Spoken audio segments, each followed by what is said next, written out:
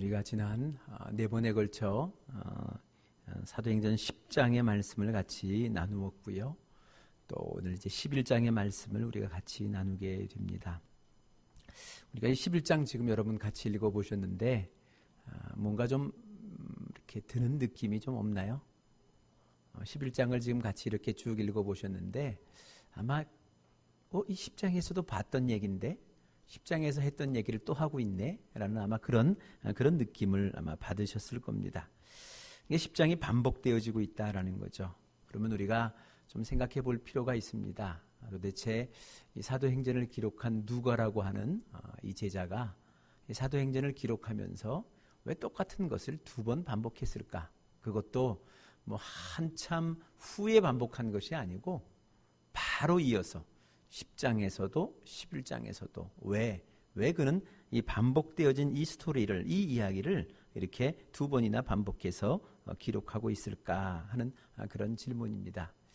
그래, 그 질문을 우리가 생각해 보면 우리가 여러 가지로 답을 찾겠지만 먼저 좀 생각해 볼 것은 중요하기 때문이다라는 거죠. 누가가 보기에 이만큼 중요한 사건이 없습니다. 또 이만큼 또 대단한 사건이 없다는 겁니다. 그래서 오늘 이 중요한 사건이기 때문에 지금 반복을 하고 있다라는 거죠.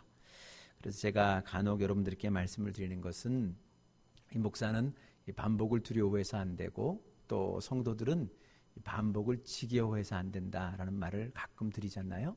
이렇듯 정말 필요합니다.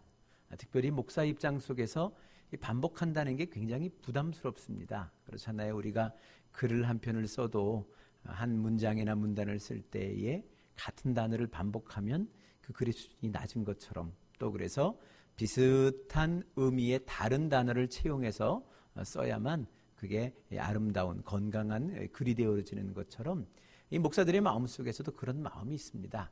이건 내가 했었는데 이걸 내가 꼭 또 해야 되는가 뭐 이런 마음들이 들 때가 있다는 거죠. 그러나 가만 보면 오늘 이 누가도 보니까 반복을 하고 있는 겁니다. 그것도 바로 이어서 10장에서도 하고 11장에서도 하고 또 사도 바울도 중요할 때마다 자기의 간증을 반복하는 것들을 보게 됩니다. 이렇듯 이 반복이라는 것, 특별히 말씀의 반복은 이게 중요하다, 정말 중요하다라는 그런 의미를 갖고 있는 겁니다. 그래, 여러분들 가운데 특별히 이 목사의 입을 통해서 말씀을 들을 때 반복해도 지겨워해서는 안 됩니다. 혹 제가 지난주에 했던 설교를 이번 주에 한다고 해서도 지겨워하셔서는 안 됩니다. 이건 중요한가 보다. 그렇게 생각하시면 됩니다. 제가 아주 나이가 정말 많이 들어가지고 했던 말 또 하고 했던 말 또 하면 그때는 좀 문제가 되겠습니다만 그렇지 않은 경우에는요. 정말 이건 중요하다. 하나님 보시기에도 또 목사가 보기에도 중요하다 해서 반복되어지는 거다라고 여러분들이 생각을 하시는 것이 좋겠다라는 겁니다. 그래 정말 이 사건은요 선교의 역사에 있어서 정말 중요한 아주 대단히 중요한 사건입니다. 그것도 특별히 이 베드로가 이것을 경험했다. 이건 정말 신의 한 수입니다. 물론 신의 한 수죠. 하나님의 수니까 신의 한 수이기 있습니다만 우리의 말처럼 정말 신의 한 수입니다. 이게 베드로니까 통했죠.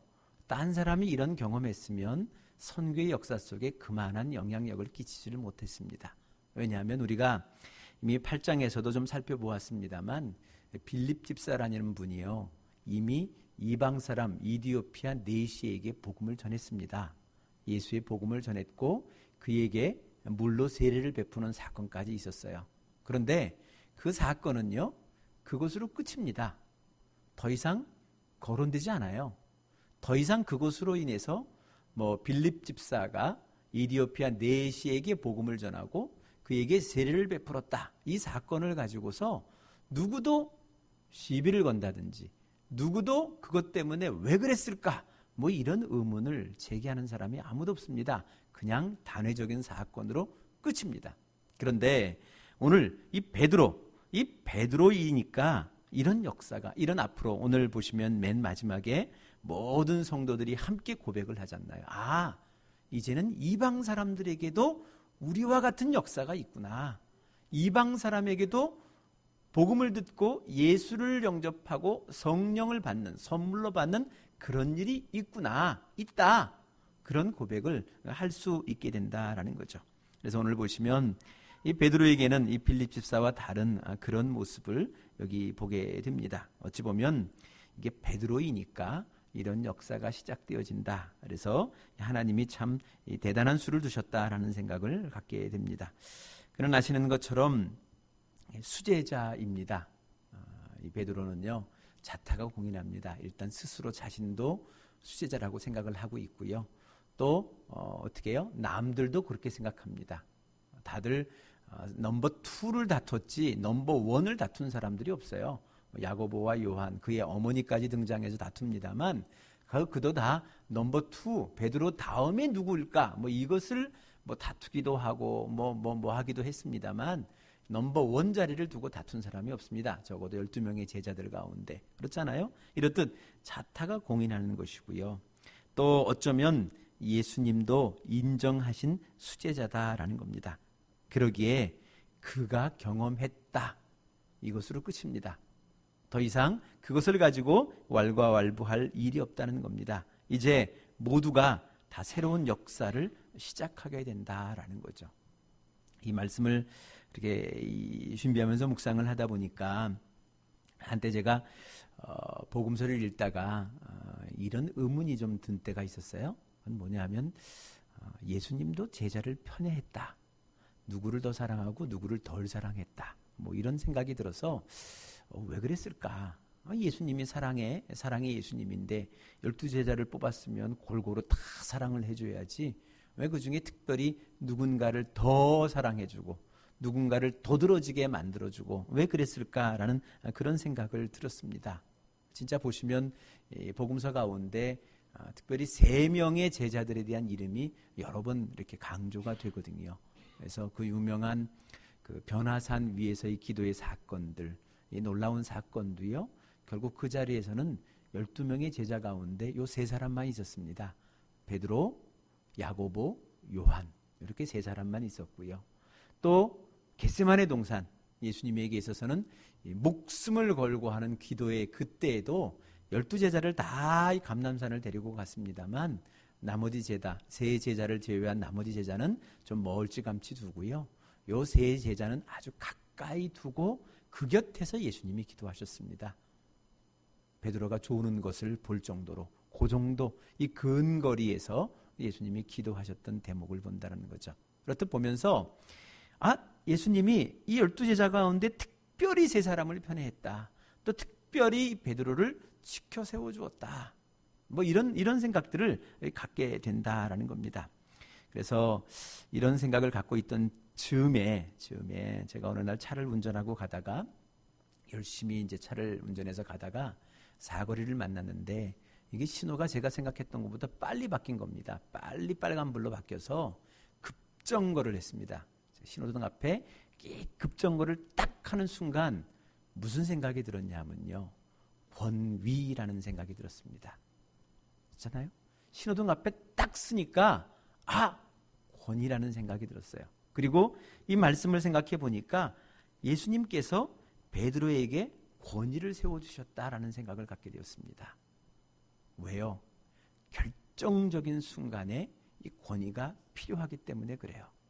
오늘도 이 베드로의 사건은요, 결정적인 순간에 베드로이기 때문에 있었다는 거죠. 오늘의 이러한 일들, 또 뒤에 가면 또 한 번의 사건이, 큰 사건이 있습니다.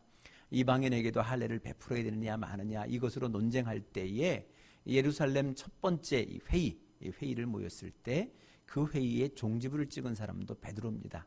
베드로가 일어나서 한마디 하니까요, 그냥 다 정리가 끝나는 겁니다. 모두가 다 오케이, 맞아, 그게 하나님의 뜻이야, 그게 예수님의 뜻이야, 더 이상 재론이 없더라는 겁니다. 이게 예수님께서 세워주신 권위예요. 권위. 가만 보면 그렇다라는 거죠. 오늘 보시면 이런 내용입니다. 여기 이때 베드로가, 그죠? 이 베드로가 이 이야기에 대한 거를 하잖아요. 자기의 체험을 쭉 이야기합니다. 처음에는 이 베드로임에도 불구하고 달려드는 사람들이 있었어요. 할례 받은 사람이 어떻게 이방 사람들의 집에 들어갔냐, 그들과 어떻게 밥을 같이 먹었냐. 복음을 듣고 예수를 영접했다는 것은 뒤편이고요. 어떻게 네가 율법을 안 지킬 수 있느냐, 네가 그럴 수 있겠느냐라고 벌떼처럼 사람들이 달려들었다는 거죠. 그랬을 때에 이 베드로가 오늘 이 체험을 다시 한번 이야기해주고 있는 겁니다. 설명해주고 있는 겁니다. 내가 왜 그럴 수밖에 없었는지, 왜 그것이 옳다라고 생각했는지를 설명해주는 대목이 여기에 있다라는 겁니다. 여러분, 이 권위라는 것은요, 굉장히 중요합니다. 중요하다라는 거죠. 그래서 특별히 권위주의는 좀 문제가 있습니다. 권위를 남용한다는 것, 이건 좀 문제가 있죠. 그리고 사실은 권위를 남용하는 사람에게 권위는 언젠가 사라집니다. 늘 그럴 수밖에 없어요. 주어진 권위를 남용하는 사람들은요, 점점점 자기 권위를 갉아먹고 있는 겁니다. 어느 순간이 되어지면요, 모든 백성들이 그의 권위를 인정하지 않습니다. 아무도 그의 권위를 인정하지 않아서 그의 말을 듣지 않는 그런 지경에 빠진다라는 거죠. 이렇듯 권위는 굉장히 중요해요. 그 권위를 가지고서 오늘 이 설명을 지금 해주고 있는 겁니다. 내가 환상을 보았다. 그것도 3번이나 보았다. 내가 3번이나 거절했다. 그런데 3번이나 반복해서 일어나서 잡아먹으라 라는 소리가 있었다. 그리고 그것이 끝난 후에 밖에서부터 3사람이 찾아왔는데, 그때 주시는 성령의 음성이 주저하지 말고 쫓아가라, 의심하지 말고 쫓아가라 라는 소리를 듣고 그를 향해 쫓아가게 되었다. 그래서 간 곳이 그 자리였다. 그 자리에 가서 그저 하나님이 이끄시는 대로 복음, 십자가의 복음을 전했고, 그죠? 저들에게 기도하였더니 저들이 성령을 경험하더라. 예루살렘에서 마가의 다락방에서 우리가 성령을 경험했던 것처럼 저들도 똑같이 경험을 하고, 또 우리가 마가의 다락방에서 성령을 첫 경험하고 우리가 거리에 나가서 복음을 전했을 때 그 많은 사람들이 도대체 우리가 어떻게 해야 될까?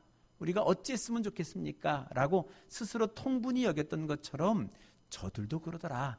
또 그 모든 사람들이 예루살렘의 백성들이 성령을 받아서 춤추며 찬양했던 것처럼 저들도 그랬더라 라는 그러한 간증을, 그러한 이야기를 해주고 있다라는 겁니다.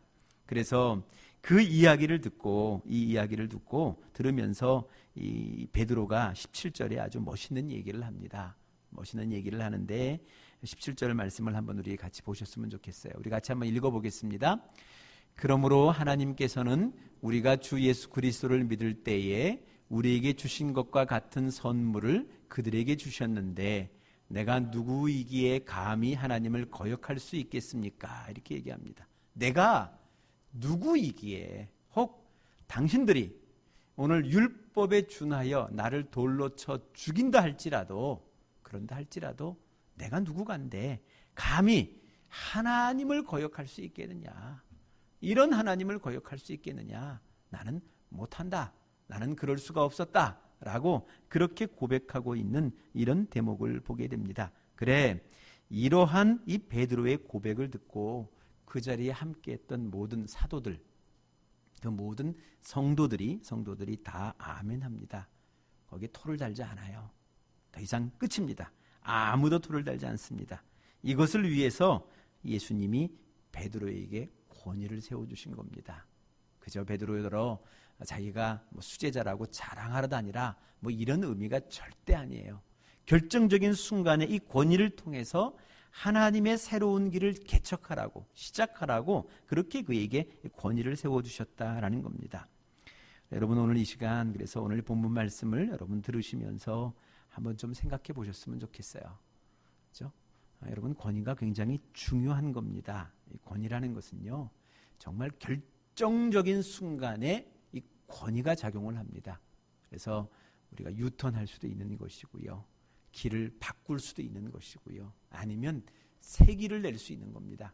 지금까지 전혀 의도하지 못했던 새 길을 낼 수 있는 그 모든 것들이 바로 이 권위에 있다. 권위에 있다. 그래서 우리가 권위를 세우는 것 굉장히 중요합니다. 어떤 공동체이든. 여러분들이 가정의 공동체라면 가정의 권위자가 있어야 됩니다. 그가 누구든 권위자가 있어야 된다는 거죠. 그 권위를 세워주지 아니하면 이게 보통 때는 문제가 없어요. 큰 문제가 없습니다. 근데 결정적인 순간에 문제가 생깁니다. 가다가 멈춰서야 되는데요. 못 멈춰서요. 가다가 중단해야 되는데 중단하지를 못합니다. 그냥 가게 되는 거죠. 그렇듯 이 권위가 중요하다는 것, 권위를 세워야 된다는 것을 여러분 꼭 생각하셨으면 좋겠고요. 특별히 저희 교회 같은 경우는 이제 가정교회고 목장을 하지 않습니까? 이 목장에게 있어서의 이 권위는 목자입니다. 목자가 권위자여야 합니다. 이 권위가 이게 뒤집혀지면요, 거기에 혼란이 생깁니다. 어려움이 생긴다라는 거죠. 그래서 여러분이 목자의 권위를 세워주는 것 정말 중요합니다. 뭐 때로는 목자보다도 뭐 지식적인 면이나 사회적인 면이나 뭐 무슨 면에 앞서갈 수도 있어요. 얼마든지 있습니다. 그러나 그럼에도 불구하고 적어도 목장이라는 한 공동체를 위하여서는 그의 권위를 그 속에서 인정하지 않고 그를 세워주지 아니한다면 결국은 큰 어려움을 겪을 수밖에 없다는 거, 그 대목을 우리는 꼭 생각을 해야 합니다. 그래, 이 특별히 목자의 권위를 인정하는 게 제일 어려운 게 아마 목녀님일 수도 있을 텐데, 이 목녀님들이 좀 잘 생각하셔서 목자님의 이 권위를 좀 잘 세워 주셨으면 좋겠고요. 또 모든 목원들도 그 마음이 좀 함께 했으면 좋겠습니다. 그리고 정말 부탁인데요. 이게 악한 일이라든지 이게 엄청난 해를 끼치는 일이 아니면 그저 목자가 하자 그러면 하는 게 좋습니다. 이게 뭐 특별히 문제가 많다, 이건 악한 일이다, 이게 죄를 범하는 일이다, 또 이거는 엄청난 해를 끼친다, 그걸 제외하고는요 그냥 목자가 하자는 대로 따라주시면 됩니다. 그게 어찌 보면 그게 조금 더딘 것 같기도 하고 조금은 좀 돌아서는 것 같기도 합니다만, 그럼에도 불구하고 그 길이 가장 확실한 길이고요, 가장 빠른 길이고요, 가장 좋은 길입니다. 그게 하나님이 선택하신 방법입니다. 가만 생각해 보면요, 12명의 제자 가운데 베드로보다 유식한 사람 있어요. 있죠. 왜 없습니까? 있고요. 이 베드로보다 능력 있는 사람 있어요. 있어. 그렇죠? 성품 좋은 사람 있어요. 있음에도 불구하고, 그럼에도 불구하고 예수님께서 이 베드로의 권위를 세워주셨습니다. 인정해 주셨습니다. 그래, 그 마태복음 16장의 그 사건도 가만히 보면요, 베드로가 그 말했으니 아마 예수님이 엄청나게 아마 기뻐하시고 놀라면서 진짜 잘했다라고 칭찬하시면서 내가 그 위에 교회를 세우겠다라는 이 말씀도 하신 것도 가만히 보면요, 이 예수님께서는요 어떻게 해서든지 좀 못나고 칠칠 맞고 그렇잖아요. 3번이나 부인하고 큰 소리는 뻥뻥 치고 돌아서서 약속 못 지키고 뭐 이런 존재인데, 이런 존재임에도 불구하고 그를 끝까지 세우시는 장면들, 그런 장면을 보게 됩니다. 예수님의 십자가의 사건 속에서도요, 12명의 제자 가운데 그 근처를 지킨 제자는 이 막내 요한뿐이 없어요. 그죠? 이 베드로 보시는 것처럼 제일 먼저 도망갔잖아요. 그런 존재 아닙니까? 결국 도망가서 이 갈릴리 호수까지 쫓아가서 잡아온 사람입니다. 그럼에도 불구하고 예수님께서 세워주시는 거예요. 왜요? 그래야 그 권위가 오늘 같은 이날에 결정적으로 쓰입니다. 이게 베드로가 아니었으면요 오늘 이와 같은 일이 있을 수가 없어요. 또 앞으로 우리가 배우게 될 이 이방인에게 할례 베푸는 문제, 이 문제를 극복할 수가 없습니다. 아마 이방인도요 똑같이 할례를 베풀도록 했을 거예요. 그래야만 그게 맞다라고 생각할 겁니다. 왜요? 자기는 이미 난 지 8일 만에 받았거든요. 그렇잖아요. 자기는 이미 치렀고요, 이 사람들은 이제 치료해야 될 사람들입니다. 그러니 저들 편에선 손해볼 일이 하나도 없어요. 그러니 아마 끝까지 밀고 나갔을 터인데 베드로의 한마디가 그 모든 상황을 정리합니다. 바로 그것이 이 베드로에게 예수께서 세워주신 이 권위의 산물이다라는 것을 우리가 좀 생각해 볼 필요가 있습니다. 여러분들, 여러분의 가정에서도 그렇고요. 또 여러분의 우리 교회 이 목장에서도 그렇고요. 여러분의 기업에서도 그렇습니다. 모시는 상사가 좀 멍청할 수도 있고요. 답답할 수도 있고 엄할 수도 있습니다. 그러나 적어도 그를 따라가면 책임은 지가 지는 거고요. 그렇지 않겠어요? 그렇듯 그런 권위를 인정해 주는 것 필요하고요. 또 때가 되어지면 내 권위가 또 세워지게 됩니다.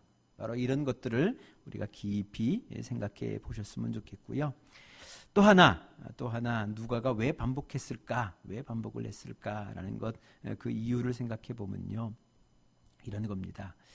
여러분 10장은요. 그냥 사건을 보여준 거예요. 팩트예요, 팩트. 근데 이 11장은 베드로라는 사람이 그 사건을 설명해 주는 겁니다. 하나는 있었던 사건 그 자체를 얘기했던 것이고요. 하나는 이 사건을 경험한 그 사람이 다른 사람들에게 전해주고 있는, 그렇죠? 설명해주고 있는, 우리말로 얘기하면 간증하고 있는 그런 대목이다라는 겁니다. 그런데 더 중요한 것은 여기 있어요. 여기 있습니다. 사건이 있고 이 사건을 경험한 사람의 간증이 있는데 더 놀라운 것은요. 이 간증을 듣고 있는 이 사람들이 이 간증을 들으면서 마음속에 아멘 하고 받아들이니까 이게 자기의 사건이 되어집니다.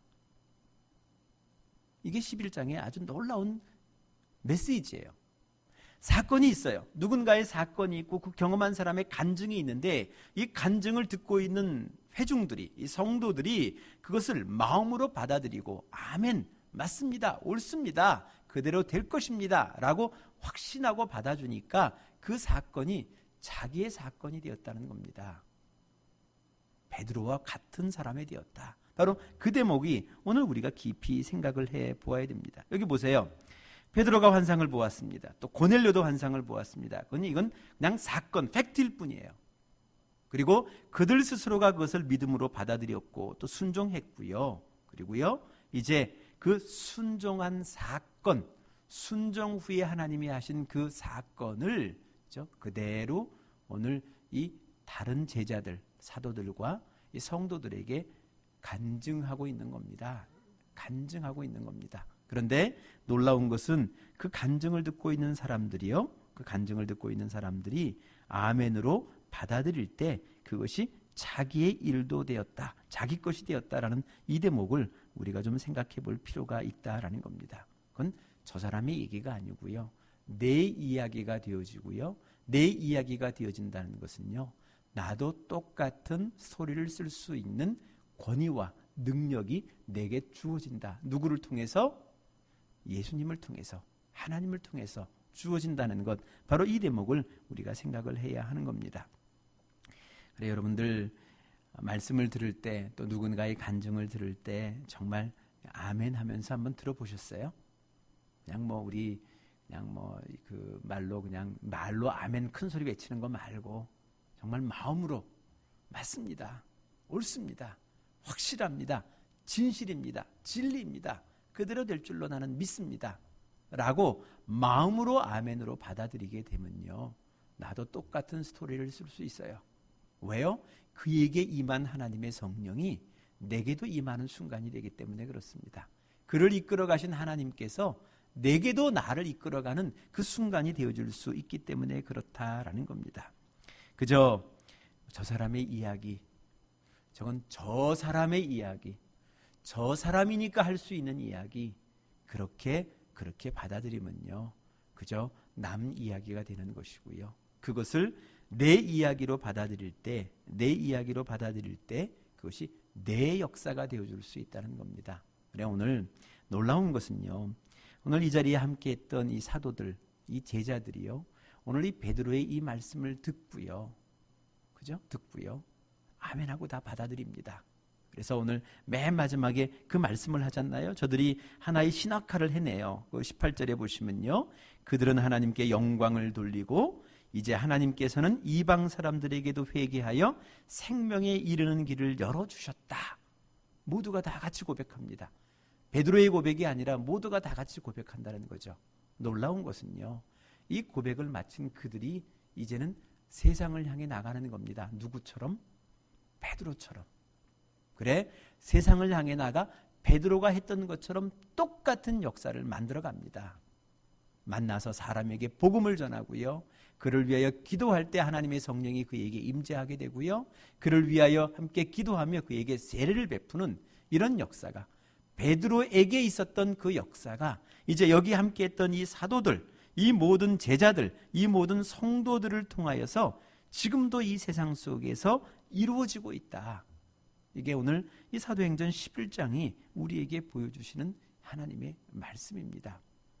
그래, 여러분들 설교 말씀을 듣거나 간증의 말씀을 들을 때 한번 정말 마음으로 진심으로 아멘으로 화답하면서요, 한번 받아보세요. 그리고 하나님, 내게도 저런 일이 이루어질 줄로 믿습니다. 내게도 이러한 사건이 있을 줄 믿습니다. 라고 그것을 인정할 때 내게도 그러한 역사가, 나를 통하여서도 그런 역사가 이 땅 속에 이루어진다. 바로 그것이 오늘 이 메시지가 우리에게 주시는 하나님의 말씀이 됩니다. 오늘도 이 이야기를 들은 저들이 온 세상을 향하여 나가서 이제 복음을 전하게 되는 사건들이 이제 계속해서 이어지게 됩니다. 이제는 예루살렘 성이라는 이곳을 벗어나서 이제 전진 기지로서 안디옥 교회에 대한 이야기가 이제 다음 주에 펼쳐지게 되고요, 주의 복음이 온 세상을 향해서 나아가는 그런 이야기들이 이제 앞으로 전개되게 되어지는 겁니다. 오늘도 여러분들의 마음속에 이와 같은 이런 그 소망을 함께 지녀보셨으면 좋겠고요. 누군가의 스토리가 아니라 나의 스토리가 되어지기를, 나의 이야기가 되어지기를 그런 바라는 마음들, 바로 그 마음들이 우리 안에 있었으면 좋겠습니다. 이 시간 우리가 좀 잠깐 기도하면서 오늘 이 시간을 좀 맞춰보려고 합니다. 말씀을 생각하면서 여러분 먼저 기도하셨으면 좋겠고요.